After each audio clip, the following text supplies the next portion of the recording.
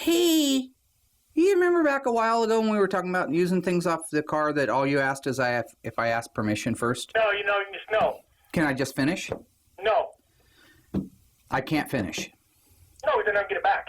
No, you'll get it back. I never do. I've already bought one on eBay. It's on its way. No, I don't know. No. It's not going to be as good. It's going to be something wrong. When do you think you'll be in next? I don't know why. No, I just wondered. What have you been doing? Well, you think it's going to be there before I get back. That's what you're thinking now, aren't you? So you probably won't be until Saturday or something. Okay. No, I might come in today. I don't want to take it. No, I know. That's a dead point. I was just wondering when we were going to get together. Maybe have breakfast or something. Hang on a second. What? Yeah. Yep. Gotta go. I got an estimate, buddy. Let me call you back. Bye. Oh, it's going to piss off. I'm really been blessed to have this car here.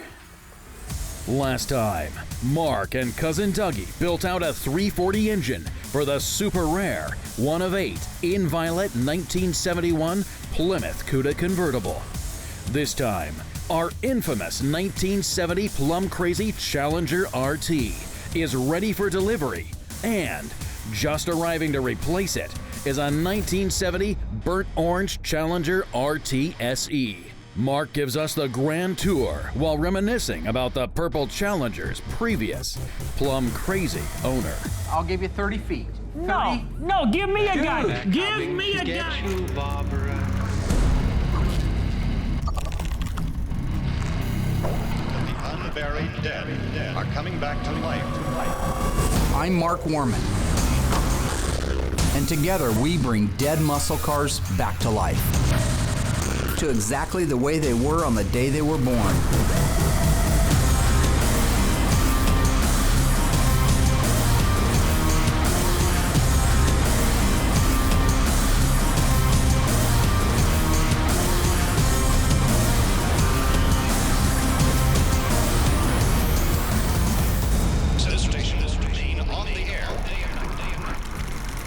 So I want to take you out and show you a car that just came in.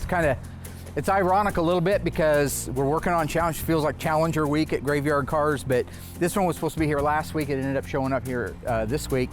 Had a client call a couple of months ago. I had a 70 Challenger RT Burnt Orange, wanted to have it restored. We talked about should we restore it, shouldn't we? Because it's a clean original car, but we came to the ultimate conclusion that it wasn't clean and original enough to just leave it alone. And he owns dealerships. He wants to put this on the showroom floor next to like a brand new Hellcat or a brand new Demon. So it needs to really look right. So we put a deal together, got the car moved out here. This is a really neat car. And I wanted to show some of the similarities between this car and actually our purple car. There's a lot of neat little things in there that, you know, our Mopar guys probably already know that stuff, but there's so many people that don't. And if you're gonna go out and buy a car, this might give you an idea what direction do I want to go. Do I like the formal back window? Do I like the formed headliner? Do I like what makes this car an SE? Those are all good relevant questions, and I think I'll be able to shed some light on that. This is an SE, has the formal back roof, the formed headliner with the overhead consolette. I mean, there's quite a few things that are different about it. One of the things you'll notice right off the bat, my favorite color, burnt orange, FK5, Foxtrot Kilo 5. I love that color. And when I see it with this white longitudinal stripe, it reminds me so much of my Charger. My Charger was burnt orange with a white top. It wasn't a stripe car because it was just a regular Charger. So we'll talk about that first. V6W, V6X, whatever the trim code was for it, it meant that it got a longitudinal stripe. So in 1970, when it was talking about a longitudinal stripe on a Challenger, it looked just like that. It's kind of a deceiving little stripe, and if you look at our other car and when I was putting it on, this actually almost goes downhill towards the back. It starts higher and it goes down just a little bit, and so when you put that together with the rake of the car, it almost looks like it's going downhill at the back, but it's mostly an illusion. If you had a Challenger that was an RT and didn't get the longitudinal stripe, let's say it was stripe delete, you would have got, very similar to where you see this RT, you would have actually got a badge that said RT, a physical bolt-on badge right there. My value system might be a little bit different than some people's. In this case, mostly original paint, but it's not perfect. Original stripe, but it's not perfect. Is it okay to be on a Survivor car? Yeah, if the other things, if the peripheral things around it, if the seat inserts were perfect, if the carpet was perfect, then they're not. We've got a headliner sagging down on it. So we could piecemeal it. We could do the headliner, we could fix that, we could put seat inserts in it, we could touch up the paint where it needs to be touched up. But is it a Survivor anymore, or has it been worked over? What's the owner of the car seen? In the case of our Daytona, he bought the car brand new. He's seen it like that. He knows what it looks like. He's not impressed anymore. He wants it to look the way it did when it rolled off the showroom floor. So all those kind of culminate in what decisions we make between leave it alone or restore. Our car inside, our purple car, it does not have a right-hand outside mirror. That's a cool option. In this particular case, since they're painted, it's G36 is the code. It gives you a left-hand remote and a right-hand non-remote painted the exact same color of the car. Could have also got it in chrome. Boom, boom. Which on this particular car, I actually think chrome might have looked a little bit prettier. The other things that are similar to the car inside, the F6015 tires. Now what's cool about this is, while this is an F60 bias ply tire, it's a road hugger. Those were never a factory option. They were available aftermarket. You could have gone down the next day and said, I'm not a Goodyear fan. I don't want the polyglass. I want the road huggers. And this is what you would have got. That's what makes that so cool. Because most of the cars, in fact, if you walk this lot, over 100 cars here, you're gonna have a hard time finding a bias ply tire in an F6015. Most people put Krager wheels on, aftermarket wheels, and then they put the BF Goodriches or the Dunlop GT qualifiers or Formula Ones. Very rarely did you see someone go out and actually spend good money for a bias ply. Kind of a cool little option. And so outwardly, that's where your similarities begin to grow very thin between our purple Challenger inside and this one. This is a special edition. JS29 would be the first 4 characters of the VIN number, right? A47 is the package number. Now this car has your front stone guard moldings, back edge of hood molding, back edge of fender moldings, door belt moldings. Now Daren'S car didn't have the door belt moldings, and you could get just the door belt moldings and not get the back edge of fender and the back edge of hood. Our door handles are gonna be the same, all right, but again, belt molding on the quarter, belt molding on the door. So being a special edition car, again, an A47 is your alphanumeric code on your fender tag. If you wanna look that up, you'll see what comes standard with it. One of the things that comes standard with that package is the SE right here, the special edition door trim panels inside with the carpeted lower bottom, which I'll show you in a second. And that cool, like John Buck's car had, opera back window. I call it an opera window. It's a formal roof. It's a smaller back window. But if you look at that compared to a regular Challenger, there's quite a bit of difference between them. Probably the single coolest feature of an SE is that back window. It gives it a element of sophistication, I think, where most muscle cars don't have that. Stay tuned. Mark continues to tour this Mopar classic in greater detail while he reminisces about the previous owner of the recently completed 1970 Plum Crazy Challenger.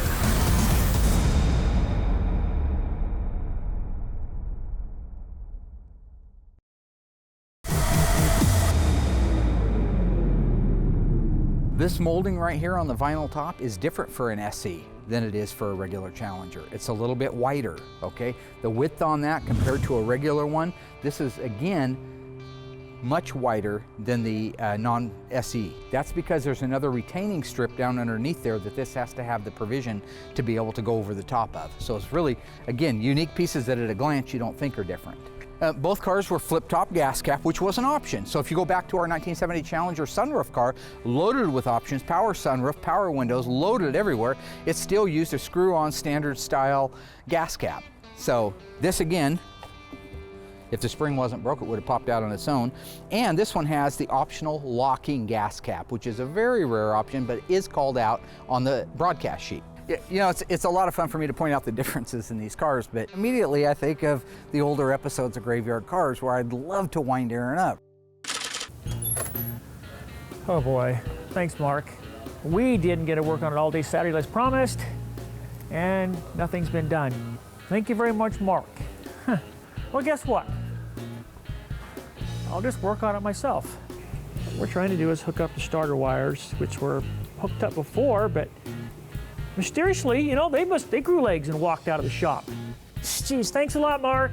See what he costs me all the time? So he costs 2 or 3 hours worth of work, plus all the problems, the grief, the anger. You know, I'm gonna need counseling for this. Like a dog in the back on their own turf is real tough, but out here, he's not gonna be so tough, I can guarantee it. He can carry on a conversation all by himself. I mean, Royal says I do that, but I'm not. I'm actually torturing somebody when I'm doing it. But you walk in the back room and he'll be in the bathroom and you, God, is somebody in there with him? He's carrying on both sides of a conversation. Like people have said, I should be running the show. It should be my show. And he should do what I say. He's riding around in his car with the heater on, watching TV in his car. He watches TV in his car. Darren wanted to run his car. He wanted to start the engine. There was no reason to. He'd already started it multiple times. I've got video of it, starting way back down on 34th and Main Street. He wanted to start it and hear it run. He was motivated to start it and hear it run. What he wasn't motivated to do was to work on the car. It's got oil, it's got water. We hooked up some gas to it via a gas can in the back. As soon as we don't have no gas tank, don't ask me what happened to my gas tank, okay? Got the hose in there. Yeah, it's nice and wet.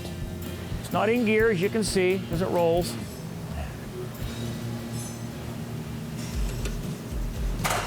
Oh, hello. Ooh, it's going to run. He wanted to get a car running that had no brakes. Not only did it have no brakes, had no lines going to the brakes. Okay, so what are you ready to do here? We're ready to start it. Had no steering.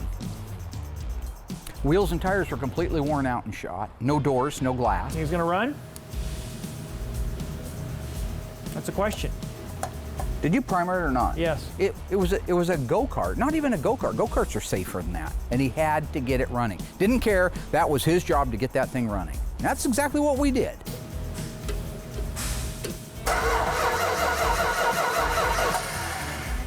Don't sound too good.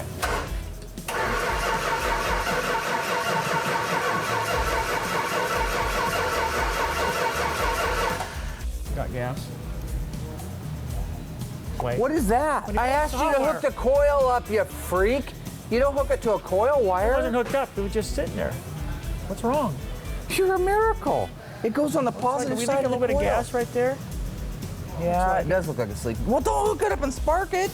You're gonna kill I don't think somebody. it's gonna be a big deal. A little bit of gas there, do you? See, now we got fire. Sounds good, huh? Need I a don't little think more that gas? choke should be slammed shut. Suck that down in there, will it? No. Well, that's gonna be good on film.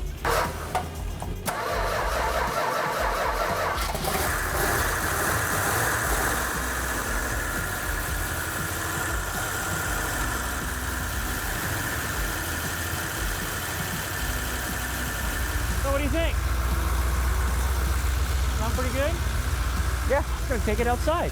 The problem is, once we got it running, he was kind of like a little kid, right? A school kid, happy. D-Day, we're gonna drive the car. It's D's day today. My day. But, and then something, and you see it come into him, right? Things are going too smooth. I'm too happy. This ain't right. And he checks himself. Just hop in, put it in neutral, I'll start it up. No, I mean, you guys are not just gonna stand back if something happens, right? Boy, these are uncomfortable So make sure you're in neutral.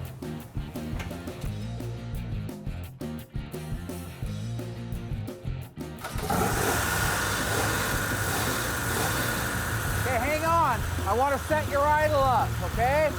Let's just run through it one more time. And all of a sudden I look up and he disconnects the power to the engine. After it took me half an hour to prime it, get it running, and all I want to do is set the timing on it, he disconnects it. Why'd you do that? And the best part of all that, when you ask him why, he hasn't got a clue why. He doesn't even remember doing it. Now I don't want to start it. I'd like to smash your face in. It's difficult enough to do your foolishness without you disconnecting it and killing the motor. The battery's weak. This is already a circus act. Is there anything else we want to add to this? Would you like to juggle the gas tank on the roof? Beep, beep, beep.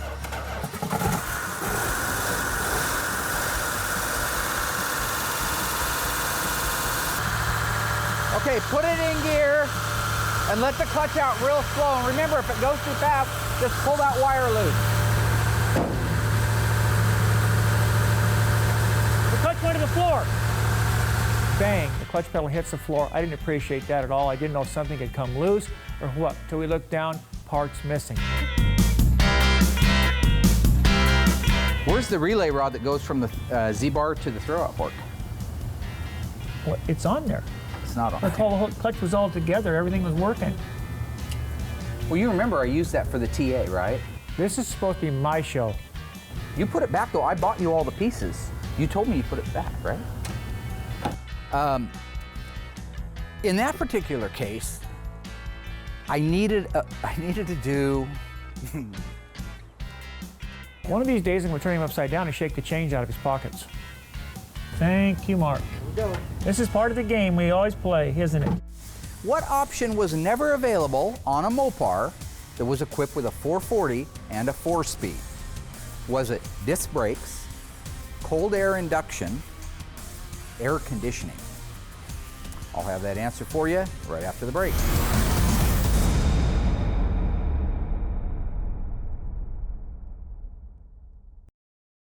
So what's your answer? You should know, I taught it to you before. What option could you not get, no matter how rich you were, no matter how influential you were, you could not get this option on a car that started life with a 440 and a 4-speed?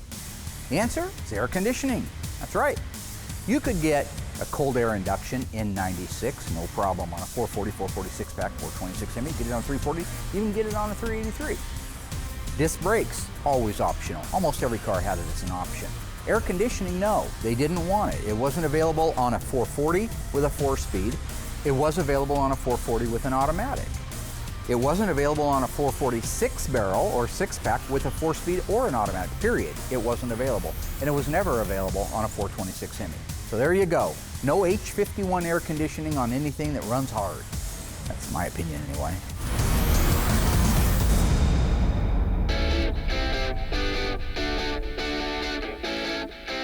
The badging, now this is interesting. This particular car, again, is very much like our purple car. It's the V6W, it's a white longitudinal stripe. Optional would have been a transverse or the bumblebee stripe, all right? That would have gone right across the back here, faded down the side, and just like in our purple sunroof car, it ends right here. In this case, it doesn't have that back here. Even if it did have that back here, even if it was a bumblebee car, it still would have got the Challenger badge and the RT badge. And so our purple car inside also has the Challenger and the RT. So what this is a one-piece aluminum molding, all right? It's fairly wide. I don't have the keys to it, but it goes from here to here. You'll notice it has the argent silver, very similar to the argent you see in the grille of a 1970 Cuda. Standard on all special edition models, all JS29 cars, you would have got that. You couldn't get it without it. But you could get a regular Challenger and order that and add it to it. So like I had a 6-cylinder 70 Dodge Challenger, nothing car, 6-cylinder, 3 on the floor, not an option anywhere, except it had that crazy molding on there. So you never quite know. So outwardly, those are the main differences and similarities between an SE and a non-SE car. Things are about to change fast because we're going to take a look underneath the hood. Pop-up spring's missing on this one. All right, when you take a look underneath here, not only is there a big difference because it's a 426 Hemi, but somebody's already been here on this one, all right? So, meaning you've got the Acel coil, dual point coil, you've got the air cleaner that's been chromed, the valve covers that are chromed. This is all supposed to be different. This is supposed to be Hemi orange, valve covers are wrinkle black. This is supposed to be a dual point distributor, press light dual point distributor. Now, oddly enough, the same radiator. You got your 2998 956, that's the same one on all 70 non-air conditioning 26-inch. So our purple car inside has that. As you go down the sides of the aprons, a lot of the stuff, again, this one's been messed with. It's got the super coil, whatever it is, a Mallory super coil. Sorry, Mallory. It's got the same horns. It uses the same. That's funny. Yeah, there was this thing about, Darren had a thing about horns. I never will understand that. Hey, Mark, Hang on, I'm not taking it for that. I'm not taking it for that. No, you're not taking it for anything. I'm taking it to match it. You did. I don't have a match to it. I need to take it out there. To match it. Come with me while I go match it. right now. Why do you think I got it? I need a match for it. Well, go. Okay, let's find it in here, okay? Oh, well, here's one right here. No, see, that's why I needed it in my hand, because I didn't want to walk back and forth 1,000 times. See, it has these serrated edges right here, so it'll bite it. Is that it? Yep. Nice, nice. You're an idiot. Oh, look at me, everybody. Look at me. I'm going to throw a fit because I don't want the horn bolt taken off of my car, because I might need them when I drive down the road with no f***ing brakes. Sometimes it's really easy just to grab anything and make it fit, but in the reality, there's just certain bolts, certain nuts, certain finishes that have to go under the hood of the car to be OE correct. That's what we specialize in here. I was going to take one off of Daren'S car, but he caught me right in the middle of it, so I kind of had to put it back. But I told him I was using it for a sample, which I wasn't. I was going to borrow it forever. Anyway, this is the windshield washer reservoir, and it uses the exact same windshield washer reservoir any other car. It doesn't care if it's got a 426 Hemi in it. The voltage regulator on the firewall, the wiper motor, other than the date code on it, won't care whether it's on a Hemi car or whether it's on a 440 car. All Challenger RTs, by the way, use a rally instrument cluster, so they would all have the variable speed wiper motors. Little side note. Looking down the side of this apron right here, again, all the bolt-on stuff, the wire retainers, the wiring harnesses, you've got your clutch fan, which is part of your heavy-duty cooling package, the fan shroud itself, again, the same things you're going to find on our JS23 U-code car. That's our purple car inside. Stay tuned. Mark continues to tour this Mopar classic in greater detail while he reminisces about the previous owner of the recently completed 1970 Plum Crazy Challenger. And later, they take this beautifully restored muscle car to Chinook Winds for some fun at the beach.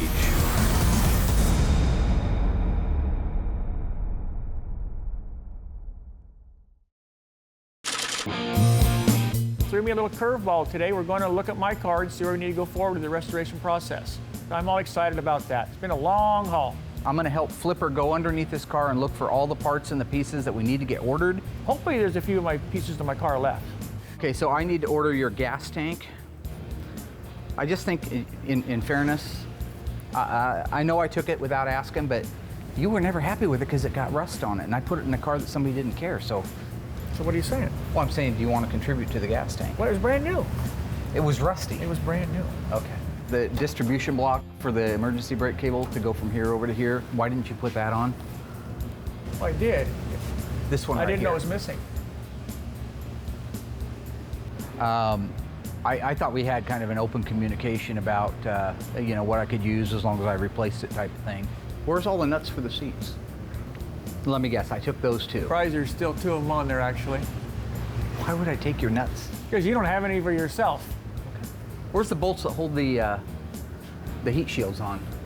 And don't say I took them.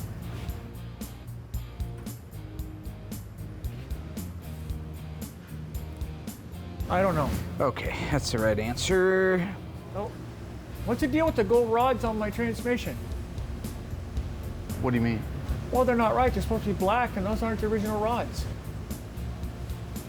I thought you Thought me what? I thought you knew that. No.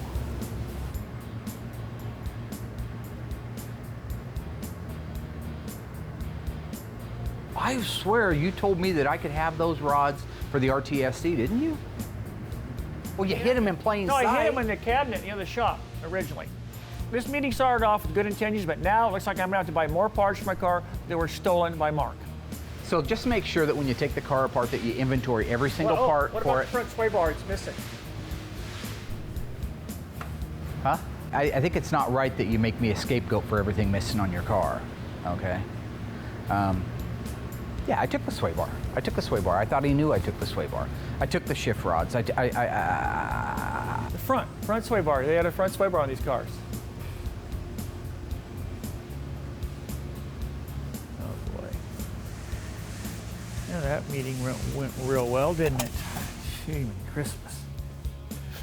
So as always, I'm put back further and further on the back burner because now we got to get past the parts that are missing. Again, more parts that are missing, stolen. You know, pilfered is a good word for it. So far, Mark has introduced us to the newly arrived 1970 Burnt Orange Challenger RTSE, while reminiscing about old friends. Now he finishes up the muscle car's grand tour before heading up to Chinook Winds to reveal the recently finished 1970 Plum Crazy Challenger RT. Hinges are the same, hood's the same, depending on when the hood was made. We've talked about crush zones before. But the rest of it, pretty much the same. You look at your grill, a 70 Challenger RT grill is a 70 Challenger RT grill. No matter how you slice it, it comes up JS. And now, an interesting thing about this one, I've been picking a little bit on the purple car. So the purple car, yeah, it's a 444 speed, one of 916 made. It's a very rare car. This particular car being an RT SC with a 426 Hemi, you would expect it has the whole enchilada thrown at it in the way of options. Let me show you one option it doesn't have, which is this was standard, but most people that would plunk the option and put a 426 Hemi would want to stop. This guy didn't care too much about it. Manual drum brakes. Our 444 speed car inside has power disc brakes, which gives you an automatic 10-inch rear drum. This particular thing has 11-inch manual drums all the way around. Another thing this one has that our purple one doesn't is the power steering. This guy said, I don't care if I stop, I just want to make sure I can steer my way out of a wreck. The guy with the 444 speed car says, I got to be able to stop, but I don't care if I can steer, I'm just going to leave it manual steering. Power steering's for sissies. Who knows, right? But with this power steering and the gear ratio, it automatically got you the cooler. Another neat option. So basically, like I say, in a nutshell, those are your main similarities and differences between a 440 U-code car and an R-code 426 Hemi. So I think with that, we'll run around and take a look at the inside. Who's the monkeys that have been loose here? Idiots. No, I didn't mind the car setting around here. I mean, he was a friend, and I knew he was pacing himself. I didn't know it was a 30-year restoration. It's not a garbage can or a shelf. Sure, as time goes on, the list gets bigger, time passes by, and you know, there's not a lot of room to store it. So we put it out back where the wrecks were at the old shop, and it kind of just collected dust. Look at all this crap. Who's throwing all this stuff on my car now? This is ridiculous. Junk, this is not my, you know. And they've got, somebody's been sandblasting out here. It's not the beach.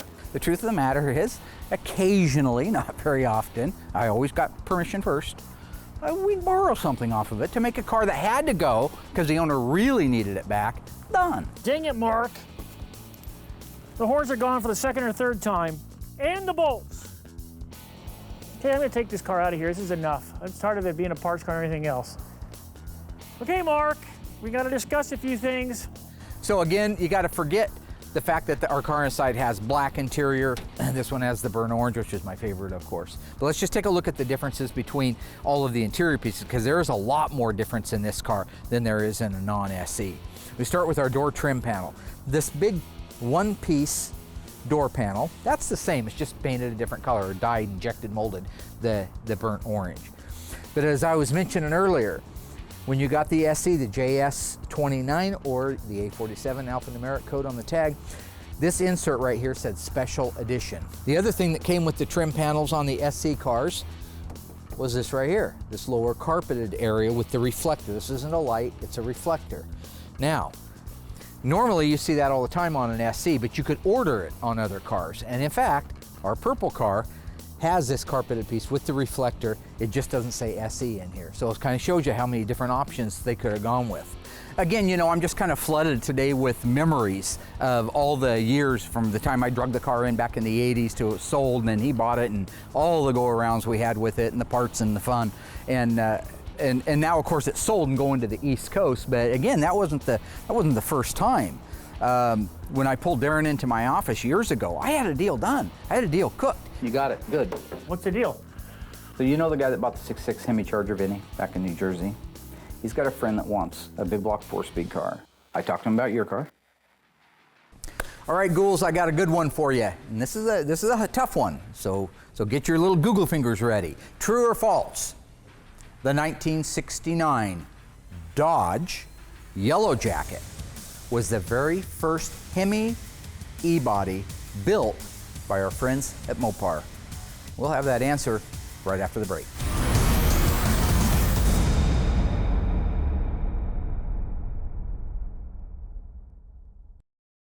All right, ghouls, this is the tricky one. True or false? Was the 1969 Dodge Yellow Jacket the very first Hemi-powered e-body ever made? It was. It's true. That car was built for the show car circuit. It was painted orange and black originally, and they loaded it with options. That car had every option imaginable. Anything you could get was on that car. Now later it was repainted, and it was named the Diamante, which also traveled the circuit. That car, today, historically, is the most valuable Mopar muscle car on the planet.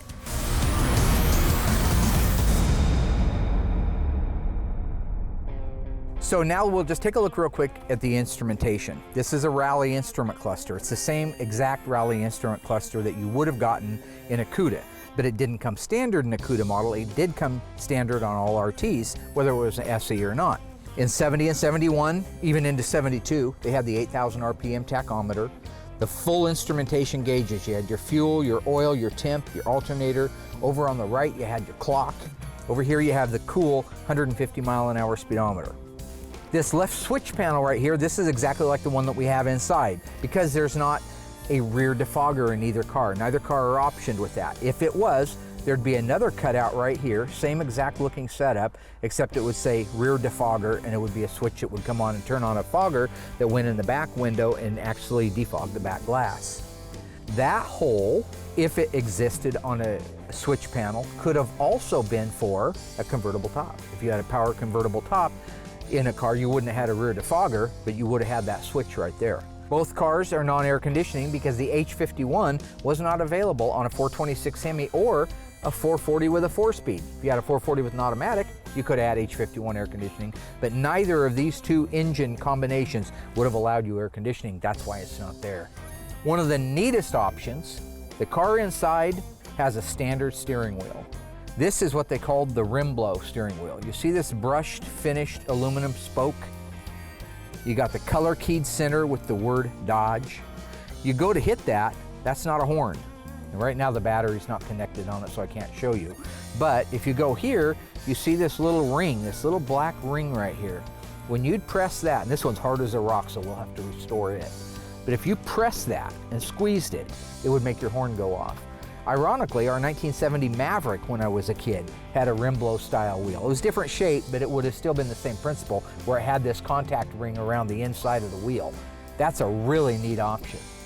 This car's an automatic. Obviously, our car inside is a 4-speed. Both console shifts, but this one's an automatic, which uses your slapstick. We go up high here, we see our formed headliner. So this isn't the typical grainy headliner that uses the crossbows. This is a one-piece fiberboard, masonite type of board. It has a material, very unique material, stretched over it, and that's why it's sagging. That's one of the problems the SEs had. They would let go from the heat and the moisture after a period of time. This is your overhead consolette, C26 on your option code. This is really cool. This has a low fuel, fasten seat belt, and door ajar warning lights right up here in this little area.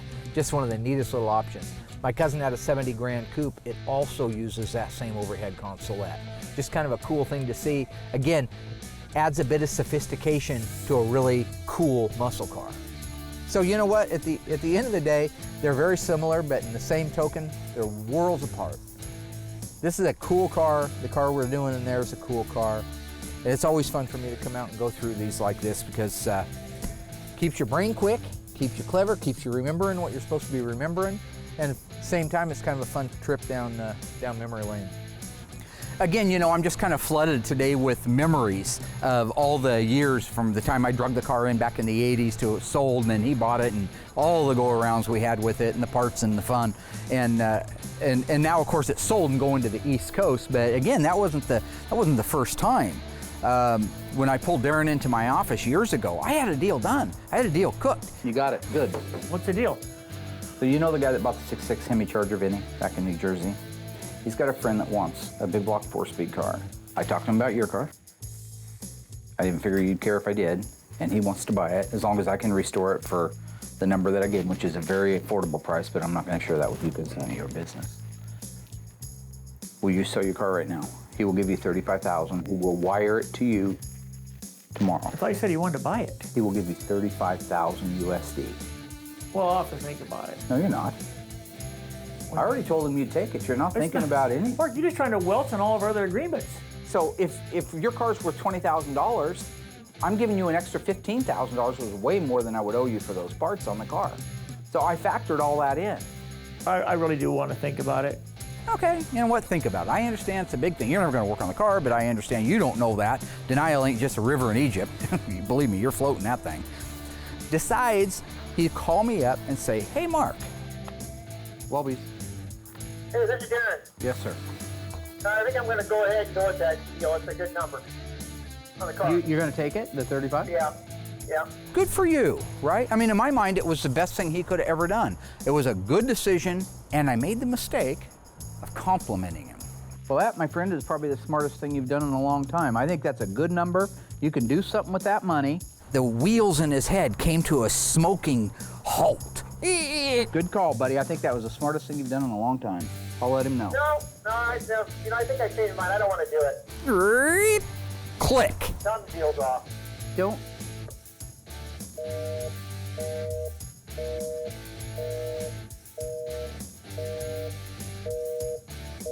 You know, after that deal unwound, it was 3 years, 2.5 years probably before the next one came around. But by that time, we had already had kind of our parting of the ways. Things weren't so great between us. And he knew he was never going to do the car. So, and he knew the number was really good. And so he just decided he would take it, and that's what he did.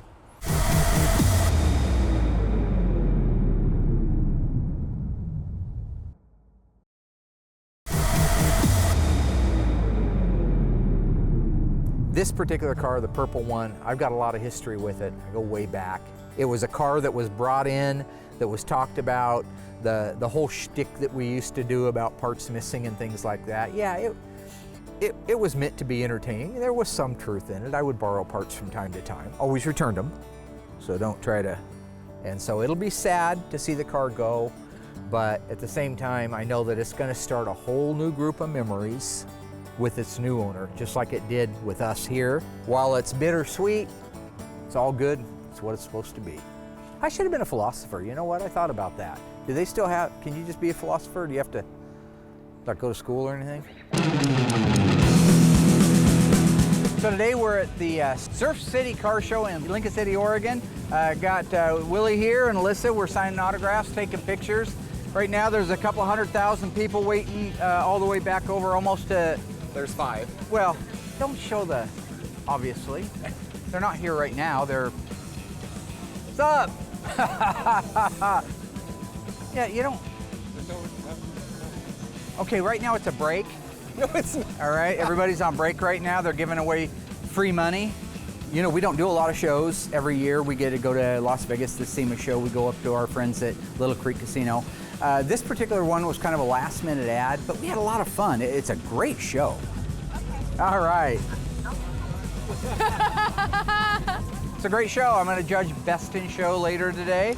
It's what I do. They wanted the best car guy to judge the best car. So. And he didn't show up, so then they got hold of Mark to do it.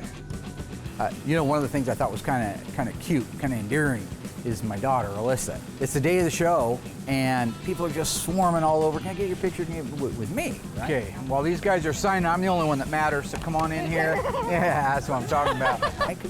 She's only been on a year, so they don't have quite the same following that she would have. I've been on since the beginning. So they're doing all these photo op, really cool people. And all of a sudden, I notice that she's kind of bored, gets up and starts walking around the show, asking people if she can get her picture with them.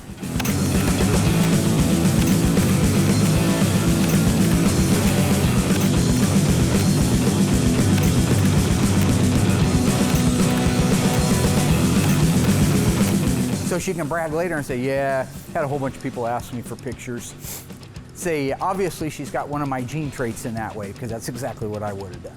First place or no place? Another metaphor, I'm coming up with them everywhere. First place or no place? Yeah, I like that. That's a keeper.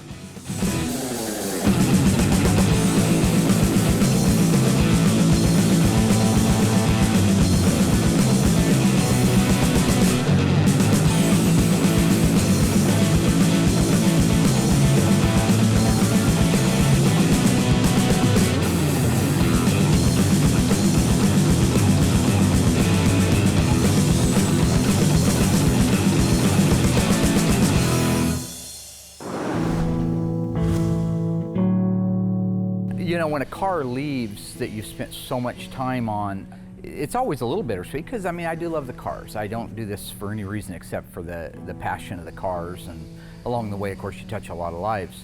It is sad to see it go, but it's going to a great home. What a gorgeous truck. Thank you. Is this brand new? The truck's about 14 months old, the trailer's about 4 months old. Wow. This is here to pick up our 1970 Dodge Challenger RT. This is a 440 4-speed. They built 916 of these cars total.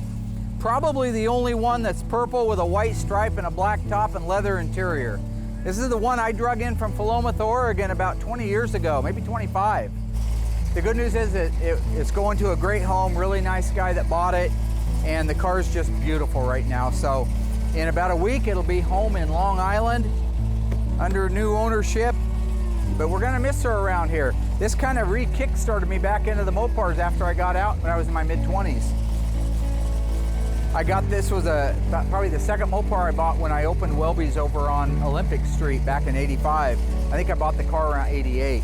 You know, when you look back over a car's period of time, usually at Graveyard Cars, it belongs to a client, it comes in, you do your work on it, you knock it out, you go for a couple of road tests on it. But this one I have the memory of going out when I first got it running back in, like I say, I think it was around '88.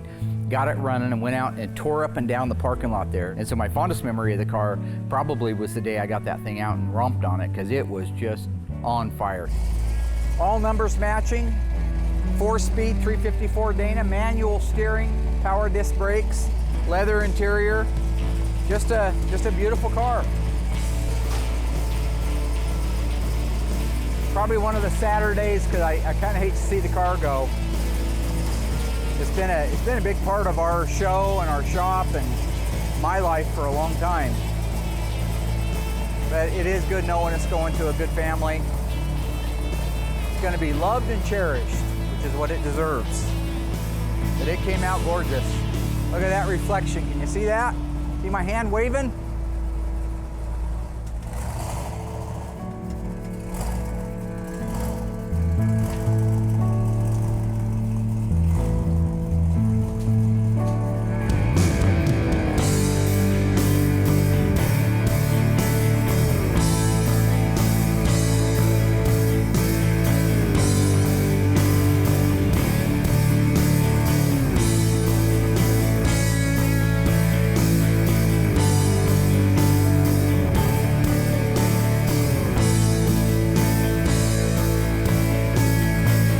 But then on the other side, you got to wave goodbye, right? It's loaded up on the truck. You know that you probably won't see it again. It's a very unique car, you know, possibly the only one in the world that was built like it. And as much as there were only 916 made anyway, how many are purple with black top and white stripe and a 4-speed? How many of those are numbers matching? So yeah, it's, for me personally, it's a bittersweet day, more so than most cars that go home.